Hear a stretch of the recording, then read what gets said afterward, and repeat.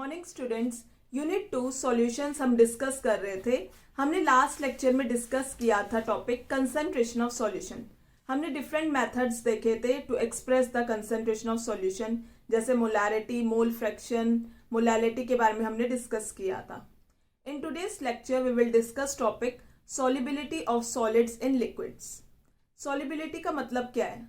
Solubility वो define करती है कि मैक्सिमम अमाउंट जो है सॉल्यूट का डिसॉल्व हो सकता है इन 100 ग्राम ऑफ सॉल्वेंट, ताकि एक हमारे पास सेचुरेटेड सॉल्यूशन बन जाए एट दैट पर्टिकुलर टेम्परेचर। उसे हम क्या कहते हैं? सॉल्युबिलिटी। तो स्टूडेंट्स, सॉल्युबिलिटी की डेफिनेशन क्या है?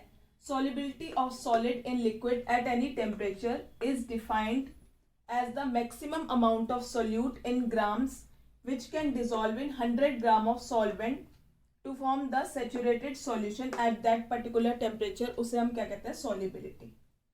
Now students, हम दो प्रोसेस यहाँ पे पहले डिस्कस करते हैं, डिसोल्यूशन और प्रेसिपिटेशन। तो मेरे पास यहाँ पे एक सॉल्वेंट है, यहाँ पे मैंने वाटर ले रखा है और मैं यहाँ पे क्या कर रही हूँ, मैंने इसमें सोल्यूट डिसॉल्व कर दिया, मैंने सॉल्ट डिसॉल्व कर दी। तो इस प्रोसेस को मैं क्या कहूँगी? डिसोल्यूशन।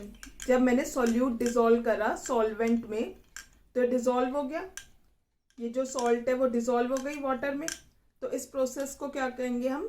डिसोल्यूशन कहेंगे। अब इसी सॉल्यूशन में अगर मैं और सॉल्ट डालती रहूँ और सॉल्ट डालती रहूँगी, वो डिसॉल्व होता रहेगा, और सॉल्ट डालूंगी इसमें, वो डिसॉल्व होती रहेगी। लेकिन एक पर्टिकुलर पॉइंट आ जाएगा जहाँ पे सॉल्यूट डिसॉल्व होना बंद हो जाएगी। उस पॉइंट को हम क्या कहेंगे? Saturation point. और उस सॉल्यूशन को हम क्या कहेंगे? Saturated solution. कि जहाँ पे नो मोर सॉल्यूट जो है वो डिसॉल्व होगा। जैसे इस तरह से जो है यहाँ पे क्या हुआ कि जो सॉल्यूट जो है, जो सॉल्ट है, वो नीचे बैठ गई। ठीक है, तो इस सॉल्यूशन को हम क्या कहेंगे? Saturated solution. कि जहाँ पे सॉल्यूट डिसॉल्व होना बंद हो जाएगा और उस पॉइंट को हम सैचुरेटेड पॉइंट कहते हैं एट दैट पर्टिकुलर टेम्परेचर। तो this is known as saturated solution. Now students, तो हम डिसोल्यूशन प्रोसेस देखते हैं। When a solute is added continuously to a solvent, it keeps on dissolving the solute and the concentration of the solution keeps on increasing. Saturated solution क्या है?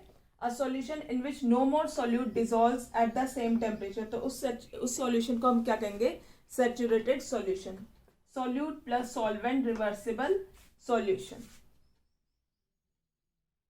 Now students, अब हम discuss करते हैं factors affecting solubility of solids in liquids. तो कौन कौन से फैक्टर्स हैं? Nature of solute and solvent और इफेक्ट ऑफ टेम्परेचर, ये हम डिस्कस करते हैं।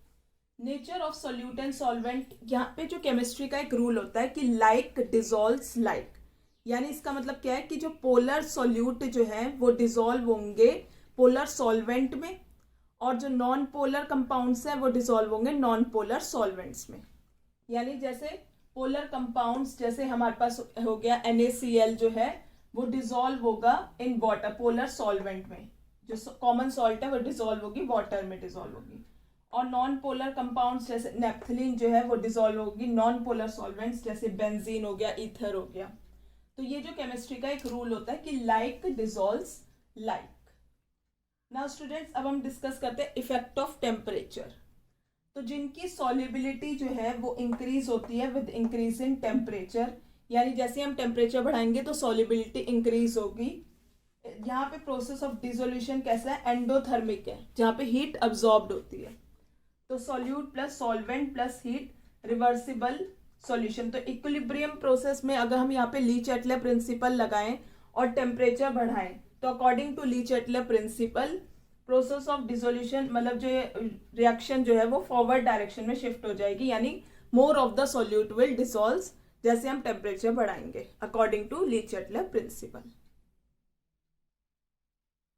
नाउ स्टूडेंट्स, बी पार्ट है हमारा, जिसकी सॉल्युबिलिटी डिक्रीज होती है विद इंक्रीज ऑफ टेम्परेचर, यानी टेम्परेचर बढ़ाने पे सॉल्युबिलिटी डिक्रीज होती है। यहाँ पे प्रोसेस ऑफ डिसोल्यूशन कैसा है? एक्सोथर्मिक है, यानी हीट इवॉल्व हो रही है। Solute plus solvent, equilibrium solution plus heat. तो अगर हम यहाँ पे ली-चैटले प्रिंसिपल लगाएं और टेम्परेचर बढ़ाएं तो जो इक्विलिब्रियम है वो शिफ्ट हो जाएगा बैकवर्ड डायरेक्शन में। दो सब्सटेंसेस जिनकी सॉलिबिलिटी ना तो इंक्रीज होती है और ना ही डिक्रीज होती है विद टेम्परेचर।